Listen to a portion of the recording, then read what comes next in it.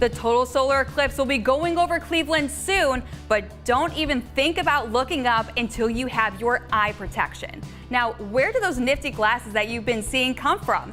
Here to tell us more is CMO of American Paper Optics, Jason Lewin. Thank you for joining us. Yes, I'm happy to be here. I appreciate it. It's kind of a wild time getting ready for these, these big things, and can't wait for the eclipse. Yes, excited. Neither can we. So tell us, how many glasses have you made for the preparation of the solar eclipse? Yeah, tons. So I want to say all in, by the time April 8th comes, it'll end up being maybe 75 million glasses. Yeah, so it's a lot. I mean, we're 75 million, yeah. So yeah. How many of those glasses do you create per day? So yeah, right now, I mean, I would say around 500,000 a day are being made, manufactured, and sent out. So yes, a lot. It's extremely busy. And you have the total solar eclipse glasses for 19 News, but Yeah. we're not the only Ohio company that you've made them for. So tell us about some of the other big jobs that you've had in the Buckeye State.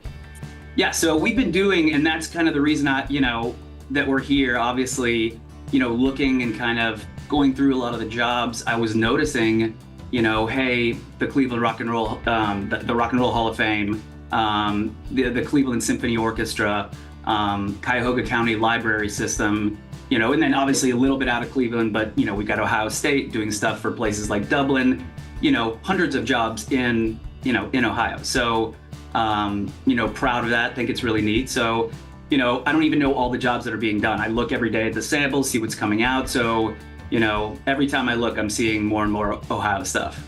And anything prominent outside of Ohio?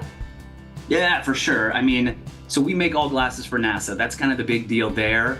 You get a lot of people kind of claiming that, they're NASA approved and everything. And NASA doesn't do that. They don't give their stamp of approval to anybody, for various reasons. But for us, our claim is that, hey, we make glasses for NASA. So that's a big deal. But, we've got so many, I want to say the Moore Foundation, they donated 5 million glasses to a bunch of libraries around. So there's 10,000 libraries, they give them out. There's places like the Perot Museum in Texas, 1 million glasses for that. I'm doing a job for the Indianapolis Motor Speedway, which is, they're going to have the biggest watch party ever. And at their speedway, which is, holds 130,000 people. So we made glasses for that event. They'll have a bunch of astronauts and different things there. So that's really cool. I mean, the list goes on. There's just a ton and a bunch of fun things that you wouldn't think, would be eclipse related. So we're doing, again, so many of those different jobs. And aside from the watch parties like the one that 19 News is having and libraries, as well as the other ones that you said on your list, can individuals get their hands on one of your glasses? Yeah, for sure. I mean, here's the thing is right now, unfortunately, like 2017, there is kind of a shortage of eclipse glasses. Everybody's, when you have an event that, 250 to 300 million people will be watching, it's just tough to be able to find a product. But for us at eclipseglasses.com, so as simple as that, eclipseglasses.com, you can get glasses, shipped to you tomorrow. And so we're ready to rock, excited, and, we're the place to come to for sure.